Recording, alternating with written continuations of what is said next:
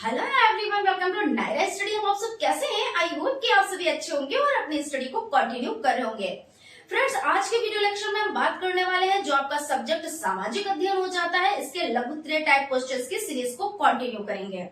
सो आप लोग वीडियो में लास्ट तक बने रहिएगा और वीडियो को बिल्कुल भी स्किप ना कीजिएगा, क्योंकि स्किप करने से क्या होता है, कुछ चीजें छूट जाती हैं और कुछ चीजें हमारी समझ में आती हैं। तो अच्छी तैयारी ऐसे तो नहीं हो पाती ना, जब हमें हर एक चीज परफेक्ट पता होती है उस तैयारी को अच्छी तैयारी कहा जाता है। और फ्रेंड्स, एक चीज कहना चाहेंगे, आप लोगों से डिस्कस करना चाहेंगे कि जैसे आपसे कोई कह रहा है कि आपको शॉर्टकट कोई बता रहा है, तो कभी भी उस पर बिलीव मत कीजिएगा, क्योंकि क्या होता है, कभी भी हमें शॉर्टकट से कुछ भी नहीं मिलता है, सिर्फ हमें धोखा मिलता है।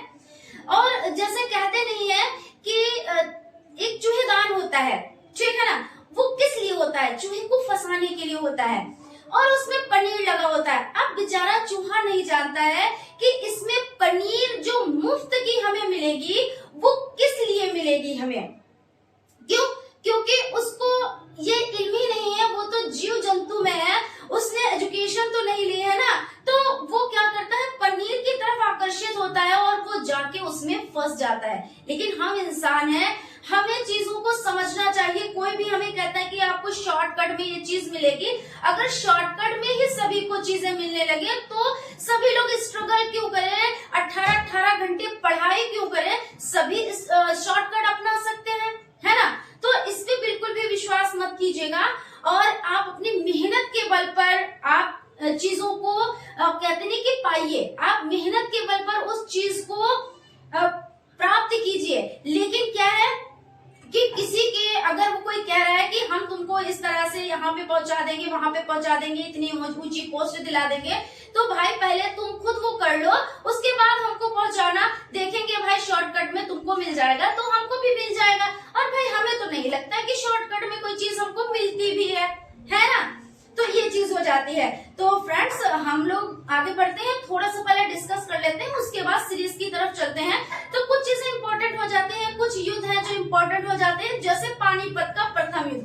तो पानीपत का प्रथम युद्ध कब हुआ था? बहुत ज्यादा इंपॉर्टेंट है। तो ये युद्ध हो जाता है 1526। कब हो जाता है?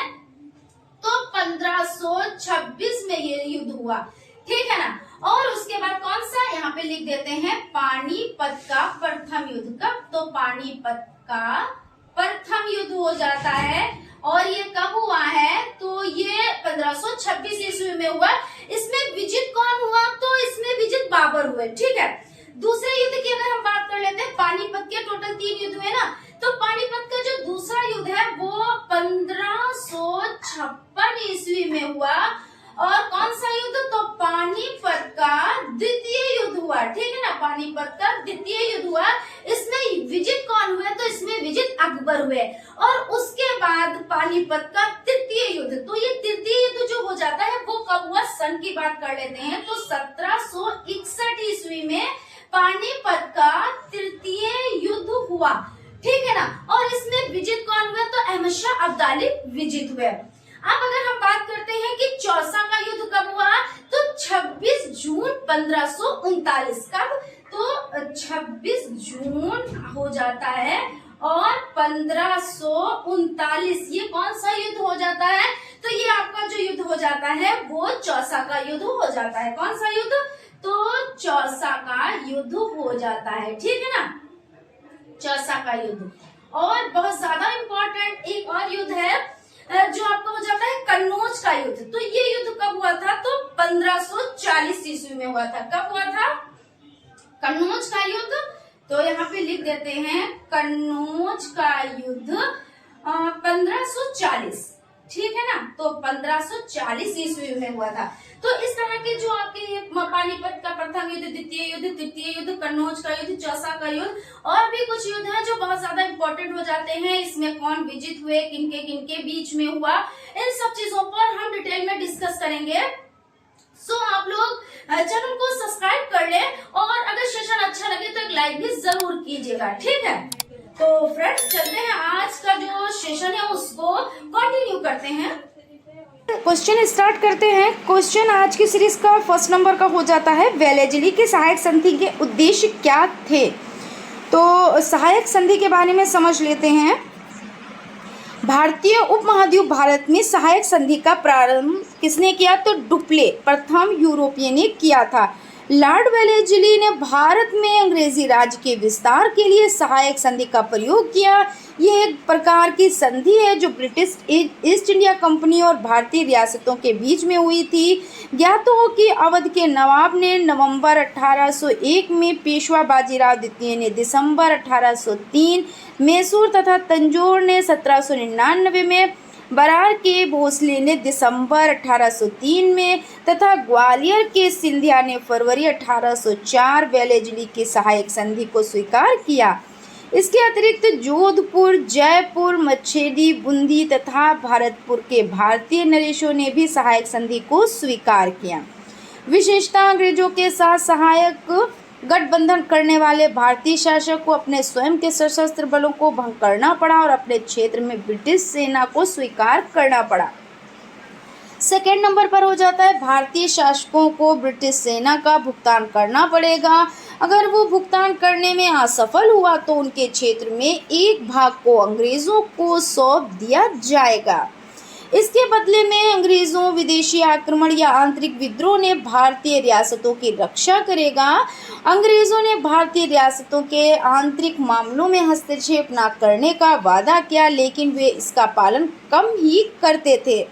भारतीय शासक किसी भी अन्य विदेशी शक्तियों से संधि नहीं करेगी। इसके अलावा बिना अंग्रेजों की अनुमति के एक रियासत किसी अन्य रियासत से राजनीतिक संपर्क स्थापित नहीं करेगा। उसके बाद नेक्स्ट क्वेश्चन आपका हो जाता है कॉर्नवालिस द्वारा किए गए सुधारों का उल्लेख कीजिए। तो Lord Cornwallis fort William presidency के गवर्नर जनरल रहे थे। वो बंगाल के गवर्नर जनरल थे। इन्होंने कब? तो 1793 में बंगाल में स्थायी बंदोबस्त के रूप में एक नई राजस्व पद्धति की शुरुआत की।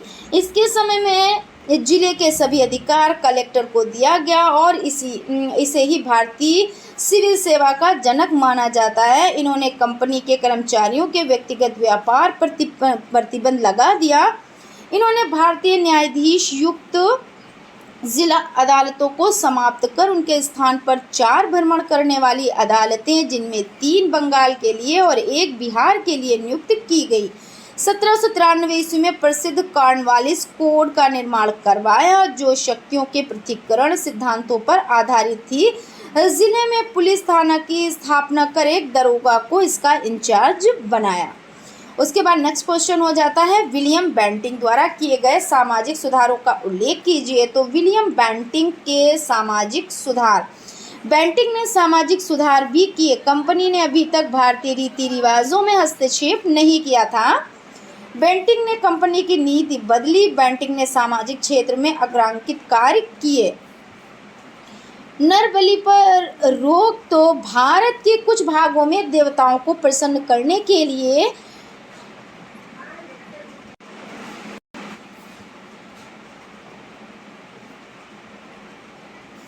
मानव बलि देने का प्रचलन था। मद्रास में अनार्य जाति भूदेव को प्रसन्न करने के लिए जीवित मनुष्य की बलि देती थी। उड़ीसा में खूंद लोगों में भी इस प्रथा का प्रचलन था। विलियम बेंटिंक ने एक अधिनियम को लागू करके इसको प्रथा को समाप्त कर दिया और मानव बलि पर कानूनी प्रतिबंध लगा दिया। उसके बाद है दासों की स्थिति में सुधार।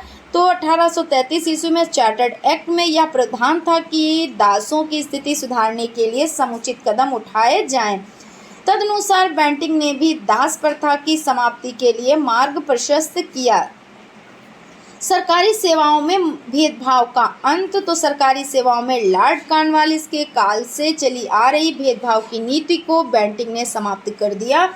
1833 में चार्टर्ड एक्ट की धारा 87 के अनुसार योग्यता ही सेवा का आधार स्वीकार की गई तथा कंपनी के अधीनस्थ किसी भी भारतीय नागरिक को उसके धर्म, जन्मस्थान, जाति अथवा रंग के आधार पर किसी पद से वंचित नहीं रखा जा सकेगा। विश्वास किया जाता है कि यह धारा बेंटिंक के अग्रहण पर ही इस चार्टर में सम्मिलित की गई थी। यद्यपि इसका तत्कालिक प्रभाव बहुत कम हुआ, परंतु सिद्धांत रूप से इसका बहुत महत्व था।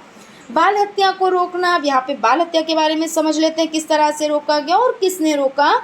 बेंटिक ने बाल हत्या, जो कि एक क्रूर और भयानक कृत्य था, उत्तर भारत, मध्य भारत, राजस्थान में प्रचलित था, इसे रोकने का प्रयास किया। प्रेस की स्वतंत्रता। बेंटिक ने प्रेस प्रतिबंधों को 1835 कब तो 1835 में समाप्त कर दिया। सती प्रथा का अंत। राजा राममोहन राय के सहयोग से विलियम बेंटिक ने सती प्रथा को अवैध घोषित किया। 1833 में ये कानून पारित किया। ठगों का दमन। यहाँ पे और एक पॉइंट और बच रहा है, देख लेते हैं। सती प्रथा का अंत तो हो गया। यहाँ पे ठगों का दमन। सामाजिक क्षेत्र। बेंटिक का दूसरा सुधार ठगों का दमन था। ये कार्य करने के लिए कर्नल स्लीमैन को कहा गया। बड़ी चतुराई से एक के बाद एक दूसरे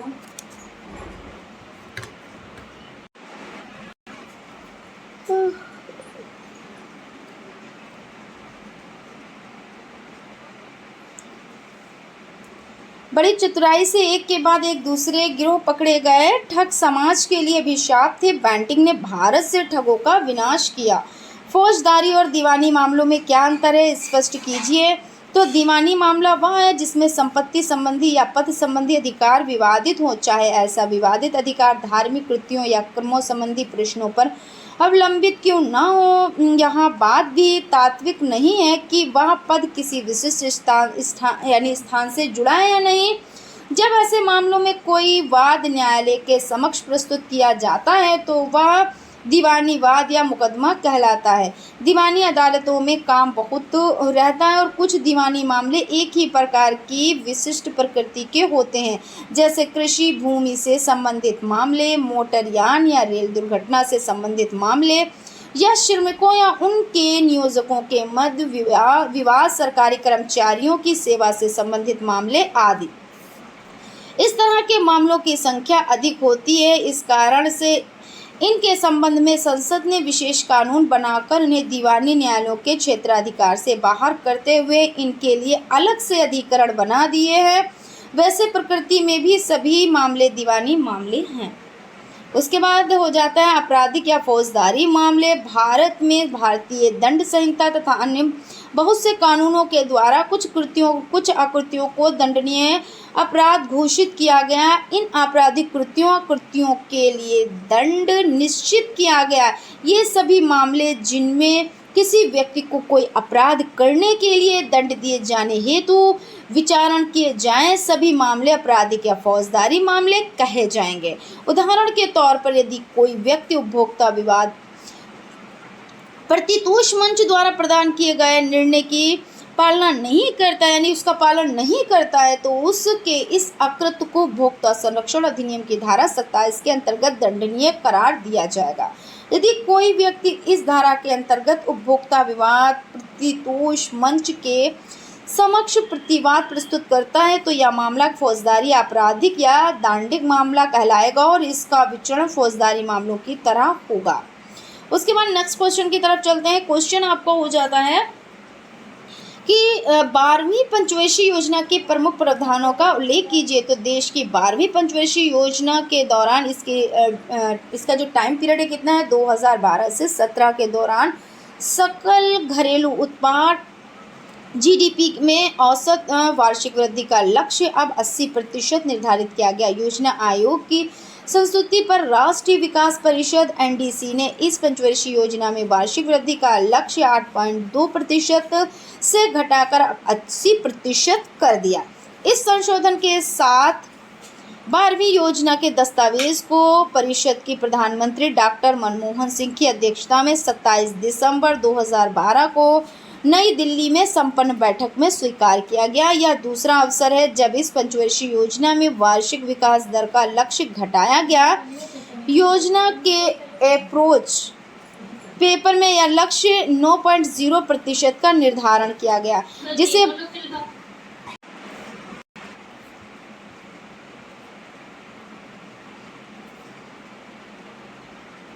ये दूसरा अवसर है जब पंचवर्षीय योजना में वार्षिक विकास दर का लक्ष्य घटाया गया। योजना के अप्रोच पेपर में यह लक्ष्य 9.0% का निर्धारण किया गया था, जिसे बाद में सितंबर 2012 में घटाकर 8.2% किया गया था। देश की 11वीं पंचवर्षीय योजना में सकल घरेलू उत्पाद में 7.9% वार्षिक वृद्धि प्राप्त की गई। 12वीं पंचवर्षीय योजना में 5 वर्ष की अवधि में गैर कृषि क्षेत्र में रोजगार के 5 करोड़ नए अवसर सृजित करने तथा देश में निर्धनता अनुपात में 10% बिंदु की कमी करने का लक्ष्य भी निर्धारित किया गया है।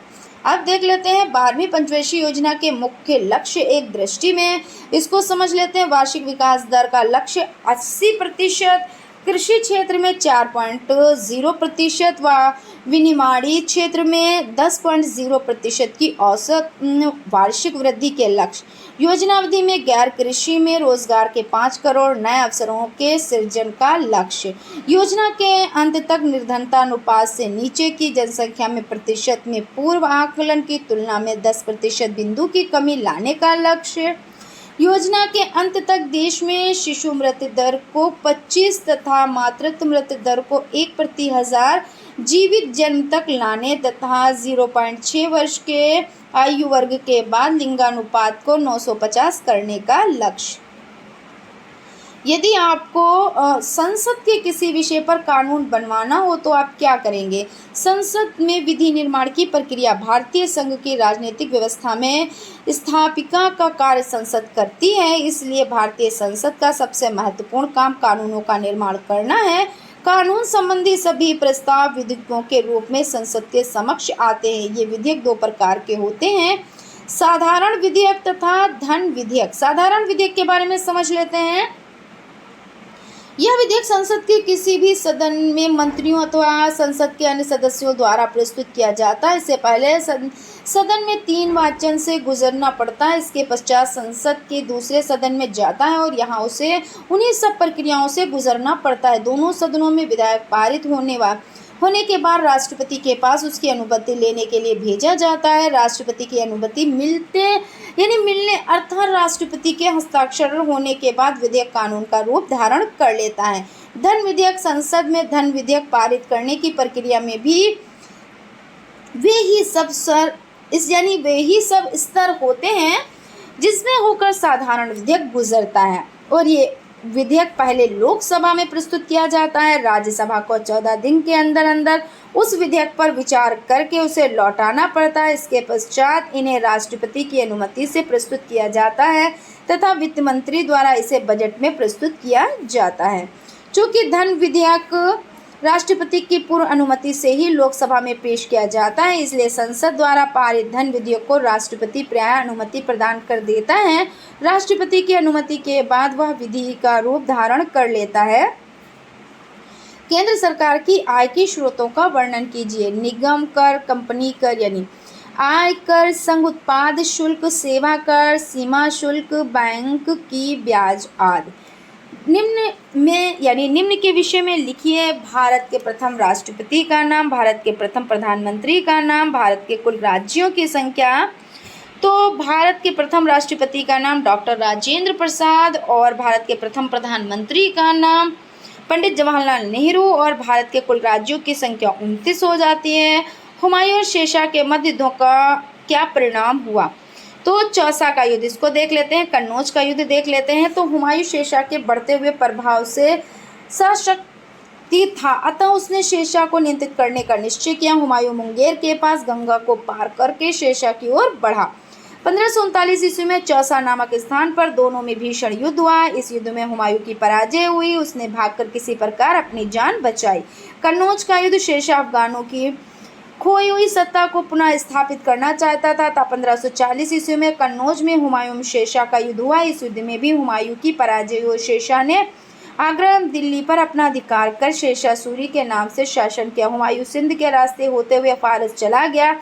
विपदा के दिनों में उसे अमरकोट के राजपूत राजा वीरसाल ने संरक्षण दिया। अमरकोट में ही 1542 ईस्वी में अकबर का जन्म हुआ। उसके बाद नेक्स्ट क्वेश्चन है, केंद्र सूची के 4 प्रमुख विषयों का उल्लेख कीजिए। तो संविधान के केंद्र सरकार से संबंध रखने वाले विषय केंद्र सूची में दिए गए हैं। रेलवे, जल परिवहन, हवाई जहाज, राष्ट्रीय राजमार्ग। भारत के राष्ट्रपति की किन्हीं 2 कार्यपालिका संबंधी अधिकारों को स्पष्ट कीजिए। तो राष्ट्रपति संघीय कार्यपालिका का सर्वोच्च अधिकारी है, तथा इसके कार्यपालिका संबंधी अधिकार बहुत विस्तृत हैं। वो भारत की जल, स्थल एवं नभ सेनाओं का सर्वोच्च सेनापति होता है। भारत के प्रधानमंत्री और उसकी सलाह के अन्य मंत्रियों की नियुक्ति राष्ट्रपति ही करता है। उन्हें पद से हटाने का अधिकार भी राष्ट्रपति को ही है। भारत के उच्चतम न्यायालय एवं राज्यों के उच्च न्यायालय के न्यायाधीशों की नियुक्ति राज्यों के राज्यपालों और दूसरे देशों के भारतीय राजदूतों की नियुक्ति भी राष्ट्रपति करता है। भारत के राष्ट्रपति की शक्तियों पर संक्षेप में प्रकाश डालिए तो राष्ट्रपति की संकटकालीन शक्तियां बहुत महत्वपूर्ण हैं। संविधान के अनुसार संकट 3 प्रकार के हो सकते हैं: युद्ध, आंतरिक अशांति या विदेशी आक्रमण से उत्पन्न राष्ट्रीय संकट, संवैधानिक संकट अर्थात राज्यों में संविधान के अनुसार शासन विफल हो जाने से उत्पन्न संकट, वित्तीय संकट अथवा आर्थिक संकट। उपयुक्त तीनों परिस्थितियों में राष्ट्रपति संकटकाल की घोषणा कर सकता है। राष्ट्रपति द्वारा घोषित संकटकाल 2 माह तथा प्रभावी रह सकता है। इस घोषणा का संसद द्वारा अनुमोदन किया जाना जरूरी है। युद्ध या आंतरिक अशांति से उत्पन्न संकट की घोषणा होते ही राज्य सरकारों के सभी अधिकार संघ सरकार के हाथ में आ जाते हैं। संघ सरकार राज्य सरकारों को कोई भी आदेश दे सकती है। नागरिकों के मूल अधिकार भी निलंबित किए जा सकते हैं। अब तक राष्ट्रपति द्वारा इस प्रकार के संकट की घोषणा कई बार की जा चुकी है। किसी राज्य में संवैधानिक संकट उत्पन्न होने पर उस राज्य की विधानसभा को निलंबित किया जा सकता है। उस राज्य का शासन राष्ट्रपति स्वयं अपने हाथ में ले लेता है। ऐसी स्थिति में उस राज्य का राज्यपाल अपने सलाहकारों की सहमति से राष्ट्रपति की ओर से शासन चलाता है। इस प्रकार के संवैधानिक संकट के कारण अब तक भारत संघ के कई राज्यों में राष्ट्रपति शासन लागू किया जा चुका है। भारत के उत्तरी विशाल मैदान का भौगोलिक वर्णन कीजिए, तो इसमें देख लेते हैं। भारत के उत्तरी विशाल मैदान का भौगोलिक वर्णन इस प्रकार हो जाता है। इस मैदान की रचना उर्वरक जलोढ़ मिट्टी से होती है तथा यह मैदान विविध प्रकार की फसलों के लिए बहुत उपयोगी है। यहाँ की महत्वपूर्ण फसलें जूट, चावल, गन्ना, गेहूं, कपास आदि है। यहाँ कृषि पर आधारित उद्योग धंधे भी विकसित हैं। इस मैदान में प्रवाहित होने वाली नदियों से उत्तर प्रदेश, हरियाणा तथा पंजाब के कुछ क्षेत्रों में सिंचाई की जाती है। ढाल कम होने के कारण इस मैदानी भाग की नदियां जल परिवहन के योग्य हैं। इस मैदान के समतल होने के कारण रेल मार्गों का यहाँ सघन जाल बिछा हुआ है। इस मैदान को सभ्यता की जननी कहा जाता है। नई दिल्ली, आगरा, कानपुर, इलाहाबाद, लखनऊ, पटना, वाराणसी, मेरठ, फरीदाबाद आदि महानगर एवं अनेक नगर इस भाग में स्थित हैं। चलते हैं नेक्स्ट क्वेश्चन की तरफ। अभी क्वेश्चंस काफ़ी हैं, देख लेते हैं। यहाँ पे विदेशी कंपनियों ने व्यापार के लाभ के लिए क्या तरीके अपनाए? तो भारत पर आधिपत्य स्थापित करने की होड़ में अंग्रेज सफल रहे। उन्होंने 100 वर्ष से भी कम समय में संपूर्ण भारत पर अपना प्रभुत्व स्थापित कर लिया। ठीक है ना फ्रेंड्स? लाइक और सब्सक्राइब करते रहिए कि ऐसे क्या होता है, अपनी फैमिली बढ़ती है और फैमिली जितनी बढ़ती है हम उतना स्ट्रॉन्ग होते हैं और हम अपना 100% देने की कोशिश करते हैं। और आप भी अपना 100% दिया कीजिए, क्योंकि क्या होता है कि जब आप भी अपना 100% देते हैं और हमारा 100% मिलता है, तभी जाके हम कुछ आगे कुछ वर्क कर पाते हैं, है ना, अच्छा वर्क। तो आप लोग लाइक और सब्सक्राइब ज़रूर क्या कीजिए और हमें मोटिवेट करता है आपका एक लाइक।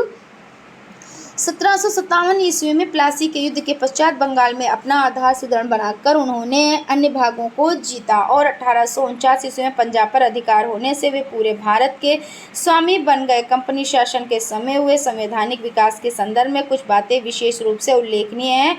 उस समय इंग्लैंड में उद्योग धंधों के क्षेत्र में पूर्ण परिवर्तन हो रहे थे। भाप की शक्ति का पता लगाने तथा नए किस्में के करघों के आविष्कार से वस्त्र उद्योग के क्षेत्र में बहुत बड़ा परिवर्तन हुआ। शिल्पकारों के स्थल पर अब कारखानों ने कम समय में बहुत अधिक मात्रा में उत्पाद प्रारंभ किया। इंग्लैंड में तथा उससे बाहर व्यापार का विस्तार होने से ज़रूरत की वस्तुओं की मांग दिनों दिन बढ़ती गई। उस मांग की पूर्ति हेतु अधिक संख्या में कारखाने खुलते गए। इस प्रकार हाथ से माल तैयार करने वाले शिल्पकारों का स्थान मशीनों एवं कारखानों ने ले लिया। कारखानों के स्वामी बड़े उद्योगपति बन गए। उद्योग के क्षेत्र में इस परिवर्तन को औद्योगिक क्रांति कहते हैं। राज्यसभा की रचना पर प्रकाश डालिए। भारत में संसद का दूसरा सदन राज्यसभा, इसके सदस्यों की संख्या अधिक से अधिक 250 हो सकती है। इसमें से 12 सदस्यों के नाम राष्ट्रपति अपनी ओर से नामित करता है। ये सदस्य अपने किसी न किसी कार्य के लिए प्रसिद्ध होते हैं। इन सदस्यों के राष्ट्रपति साहित्यकारों, वैज्ञानिकों, कलाकारों तथा समाज सेवियों में से चुनकर भेजता है। शेष 238 सदस्यों का चुनाव राज्यों की विधानसभाओं के निर्वाचित सदस्य करते हैं। चूंकि इनका चुनाव प्रत्यक्ष रूप से जनता द्वारा नहीं होता है, इसलिए इस प्रकार के चुनाव का प्रत्यक्ष चुनाव कहते हैं। राज्यसभा का सदस्य वही व्यक्ति हो सकता है जिसकी आयु 30 वर्ष या उससे अधिक हो। शेष योग्यताएं वही होती हैं जो लोकसभा के सदस्यों के लिए निश्चित की गई हैं, परंतु कोई व्यक्ति एक ही समय में संसद के दोनों सदनों का सदस्य नहीं हो सकता, ये शर्त होती है। ठीक है, चलते हैं नेक्स्ट क्वेश्चन की तरफ। मुगल साम्राज्य की नींव किसने रखी? तो भारत में मुगल साम्राज्य की नींव रखने वाला बाबर मध्य एशिया की छोटी सी रियासत फरगना के शासक का पुत्र एवं तैमूर का वंशज था। अपने पिता की मृत्यु के पश्चात बाबर फरगना का शासक बना। उस समय उसकी उम्र 11 वर्ष के लगभग थी। बाबर महत्वाकांक्षी शासक था। वह अपने पूर्वज तैमूर के राज्य समरकंद को जीतना चाहता था। इसी उद्देश्य से उसने काबुल पर अपना अधिकार जमाया, वहां से भारत की ओर आकर्षित हुआ। बाबर के भारत पर आक्रमण के समय दिल्ली सल्तनत पतन की ओर थी तथा उसमें से कोई राज्य ऐसा नहीं था जो देश की रक्षा के लिए इन सबको एक सूत्र में बांधकर नेतृत्व कर सकता। संपूर्ण देश में स्वतंत्र राज्यों का उदय हो गया, अतः राजनीतिक दशा ठीक नहीं थी। नेक्स्ट क्वेश्चन हो जाता है, पानीपत का युद्ध किसके मध्य हुआ? तो पानीपत के युद्ध की बात कर लेते हैं। अथवा करके है, पानीपत के युद्ध में बाबर की विजय के क्या कारण थे? तो पानीपत का युद्ध यानी 1526 ईस्वी में पानीपत का युद्ध हुआ। तो दिल्ली के पास पानीपत के मैदान में इब्राहिम लोदी से सामना हुआ। बाबर के पास अच्छी बंदूकें एवं बारूदी तोपें थीं जो भारत के शासकों के पास नहीं थीं। बाबर के पास प्रशिक्षित सेना व कुशल घुड़सवार थे जिन्हें अनेक युद्धों का अनुभव था। उन्हें अपनी सेना का कुशलता से संचालन किया। इस युद्ध में इब्राहिम लोदी मारा गया और बाबर की विजय हुई तथा दिल्ली और आगरा तक का प्रदेश उसके अधीन हो गया। वारेन हेस्टिंग्स के सुधारों का वर्णन कीजिए। तो यहाँ पे देख लेते हैं। अपने प्रशासनिक सुधार के अंतर्गत वारेन हेस्टिंग्स ने सर्वप्रथम 1772 ईस्वी में कोर्ट ऑफ डायरेक्टर्स के आदेशानुसार बंगाल के द्वैध शासन प्रणाली को खत्म करने की घोषणा की और सरकारी खजाने का स्थानांतरण मुर्शिदाबाद से कलकत्ता के हेस्टिंग्स का विचार था कि समस्त भूमि शासक की है। राजस्व सुधारों को व्यवस्थित करने हेतु उसने परीक्षण तथा अशुद्धि के नियम को अपनाया। राजस्व सुधार नीति।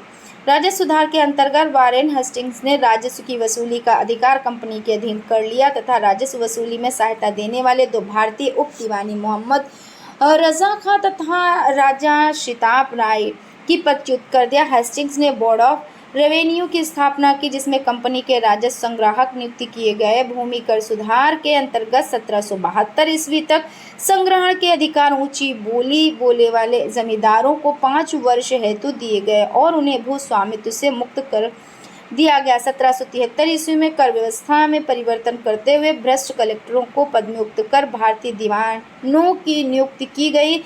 इस पंचवर्षीय भू राजस्व व्यवस्था से कृषकों को काफ़ी हानि हुई।